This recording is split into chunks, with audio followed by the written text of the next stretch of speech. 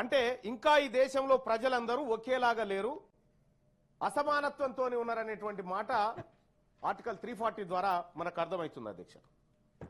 ఈ వెనుకబడిన తరగతులను మిగతా ప్రజల స్థాయికి ఎదిగేలా చేయడం ఈ దేశ పాలకులు ఎన్ని ప్రయత్నాలు చేశారు. ఇప్పుడు రిజర్వేషన్లు అనేటువంటి అంశం కానీ, హక్కులు అనేటువంటి అంశం కానీ అన్ని ఆ పదార్థం నుంచి వచ్చినాయి అధ్యక్ష, ఆ సమస్య నుంచి ఉద్భవించినాయి. మరి ఈ దేశంలో 75 సంవత్సరాలుగా పరిపాలన జరుగుతూ ఉంది. ఈ 75 ఏళ్లుగా ఈ వెనుకబడిన తరగతులను ఎంత ముందుకు తీసుకుపోయే ప్రయత్నం ఈ దేశ పాలకులు చేసిరనేది ఒక్కసారి మనం మాట్లాడుకోవాలి అధ్యక్ష. ఇండస్ట్రీలను అభివృద్ధి చేయడం కోసం ప్రత్యేక మంత్రిత్వ శాఖ ఉంది.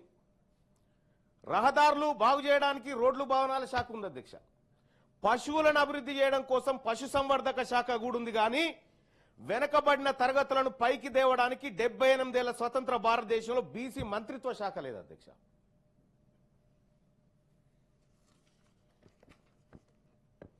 మా బీసీల బతుకులు ఎలా ఉన్నాయంటే కనీసం వీళ్ళెక్కడైనా బాధపోయి చెప్పుకోవడానికి 2 పూటలు తిన్నామా, కడుపు నిండిందా, పస్తులున్నారా, ఆకలా, దప్పికనా చెప్పుకోవడానికి ఒక మంత్రి లేడు అధ్యక్ష.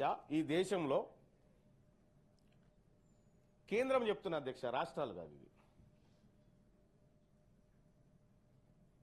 అయితే ఈ దేశంలో ఉన్నటువంటి బీసీలకు కనీసం ఏముంది తొంగి చూడడానికి కూడా ఓ మంత్రిత్వ శాఖ లేదు, వీళ్ళు చెప్పుకోవడానికి కూడా ఓ మంత్రి కనిపాడు. ఈ దేశం మా కోసం ఒక మంత్రిని కూడా ఏర్పాటు చేయలేకపోయింది 75 సంవత్సరాలల్లా.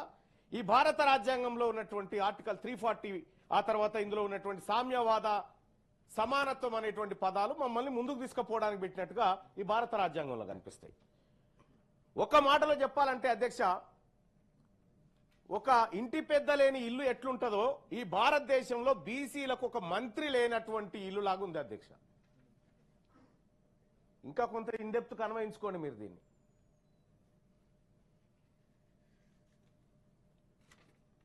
దేశంలో 60% ఉన్న బీసీల వద్ద ఓట్లున్నాయి కాబట్టి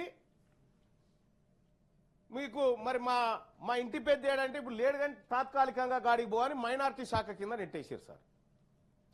మైనార్టీ శాఖ మంత్రి ఇప్పుడు బీసీ సంక్షేమాన్ని చూస్తాడు. ఈ భారతదేశంలో మెజారిటీ ప్రజలైనటువంటి సంక్షేమాన్ని మైనార్టీ శాఖ మంత్రిత్వ శాఖ కిందకి తీసుకొచ్చారు సార్. అది ఎప్పుడు మళ్ళా అది తెచ్చింది 2006లో ఏమో తెచ్చారు, అంతకంటే ముందు లేదుగా.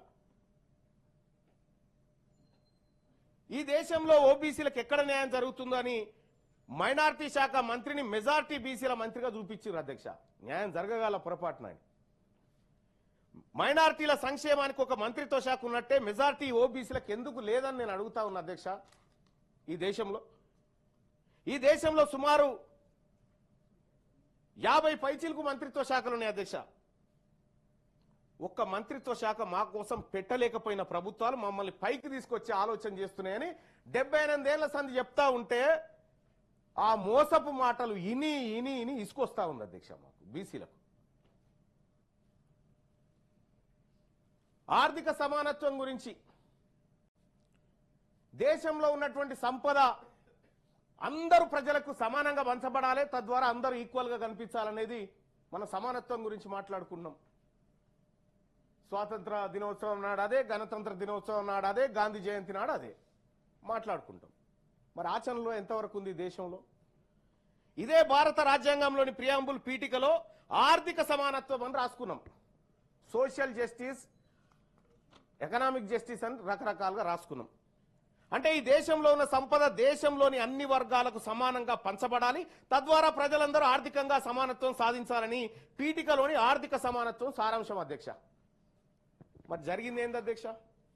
ఈ దేశంలో ఉన్న 140 కోట్ల మంది ప్రజలకు దేశ సంపద సమానంగా పంపిణీ జరిగి అందరూ ఆర్థికంగా ఈక్వల్ గా ఉండాలని పీఠిక చెప్తా ఉంటే ఒక నివేదికను పరిశీలిద్దాం అధ్యక్ష.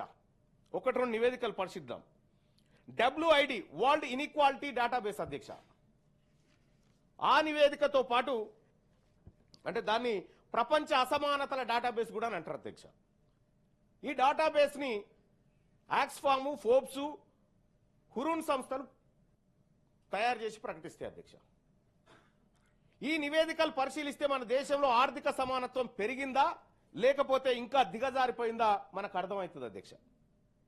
గతంలో అంటే 1972 నుంచి 73 NSSO అంటే నేషనల్ శాంపిల్ సర్వే ఆర్గనైజేషన్ అనే సంస్థ, దానికి ఇంకో పేరు కూడా ఉంది, నేషనల్ స్టాటిస్టికల్ ఆర్గనైజేషన్ అనేటువంటి సంస్థ. ఇవన్నీ సర్వే సంస్థల అధ్యక్ష. ఈ దేశంలో ఉన్నటువంటి ఆర్థిక అసమానతలు, ప్రజల మధ్య ఉన్నటువంటి వ్యత్యాసాలను ఇవి క్షుణ్ణంగా పరిశీలించేటువంటి సంస్థలు. ఈ నివేదికలు ఒకసారి చూస్తే అధ్యక్ష, ఇవి ప్రతి 5 ఏళ్లకోసారి దేశవ్యాప్తంగా సర్వేలను బయటపెట్టాయి. కానీ 2011లో ఒక సర్వే ఆగిపోయింది. తర్వాత CMI centre for monitoring Indian economic మరియు consumer pyramid household survey అని నిర్వహించారు అధ్యక్ష. ఈ అన్ని సర్వే రిపోర్ట్లను పరిశీలిస్తే ఈ దేశంలో పేదవారి జాతకాలు, పెద్దవారి జాతకాలు మొత్తం బయటకు వస్తాయి అధ్యక్ష. ఈ సర్వేలో ఆర్థిక సమానత్వం అనేటువంటి అంశాలు ముఖ్యంగా 1990 తర్వాత నుండి 2024 వరకు ధనవంతుల సంపద భారీగా పెరిగినట్టుగా ఈ సర్వే నివేదికలు చెప్తా ఉన్నాయి అధ్యక్ష. ముఖ్యంగా 2022-23లో 1% ఉన్నటువంటి సంపన్న వర్గాల దగ్గర 40% సంపద పోగుపడ్డది అధ్యక్ష. ఈ దేశంలో 1% ఉన్నటువంటి సంపన్న వర్గాల దగ్గర 40% సంపద పోగుపడ్డది. Income and wealth in inequality in India నివేదికలు చెప్తున్నటువంటి లెక్క అధ్యక్ష. ఇది పేదవాళ్ళు మరింత పేదలుగా, సంపన్నులు మరింత సంపన్నులుగా మారిపోయారు అధ్యక్ష. ఈ 70 ఏళ్ల పరంపరలో మమ్మల్ని పైకి తీసుకురావడానికి ప్రభుత్వాలు చేసిన ప్రయత్నంలో మేము జారిపోయి వాళ్ళు పైకి వచ్చారు అధ్యక్ష. అంటే భారత రాజ్యాంగం చెప్తున్న ఆర్థిక సమానత్వం వచ్చుడు మాట దేవుడెరుగు. ఇంకా పేదలు కడు పేదలుగా మారిపోయారు అధ్యక్ష. ఈ దేశంలో 78 ఏళ్లుగా ఈ దేశ పాలకులు సాధించింది ఏంటంటే సంపన్నుల సంపద పెంచి పేదలను నిరుపేదలుగా తయారు చేయడంలో సక్సెస్ అయ్యారు అధ్యక్ష. బీసీలలో ఉన్నత విద్యను అభ్యసిస్తున్న పరిశోధన విద్యార్థుల విషయం చూద్దాం అధ్యక్ష. వీళ్ళు మమ్మల్ని పైకి తేవడానికి ఎన్ని ప్రయత్నాలు చేశారు అనుకున్నాం అధ్యక్ష దేశవ్యాప్తంగా. ఒకసారి ఇదే దేశంలో మమ్మల్ని ఈ బీసీల చదువుల కోసం, బీసీలను పైకి తీసుకురావడం కోసం భారతదేశంలో జరిగినటువంటి ప్రయత్నాన్ని ఒక్కసారి చూస్తే అధ్యక్ష,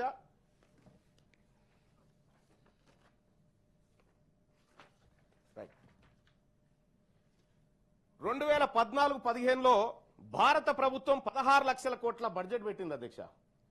మా బీసీ పిల్లల చదువుల కోసం, అందులో కూడా ఒక్క చదువు కాదు, మళ్ళా pre matric scholarships, top class school education support, college education, IIT IIM support, construction of hotels, hostels of boys and girls, scholarship for higher education, overseas studies, national fellowship, venture capital fund, PM Dakshin for backward classes, national backward classes finance and development corporation, ఇట్లా వివిధ మార్గాల ద్వారా బీసీలకు 2014-15 ఆర్థిక సంవత్సరంలో భారత ప్రభుత్వం 16,63,000 కోట్ల రూపాయల బడ్జెట్ పెడితే ఈ దేశంలో 60% ఉన్న బీసీ పిల్లల కోసం ఆ 16 లక్షలకెని 54 కోట్లు పెట్టింది అధ్యక్ష. 54 కోట్లు అధ్యక్ష. 2015-16లో 17,90,000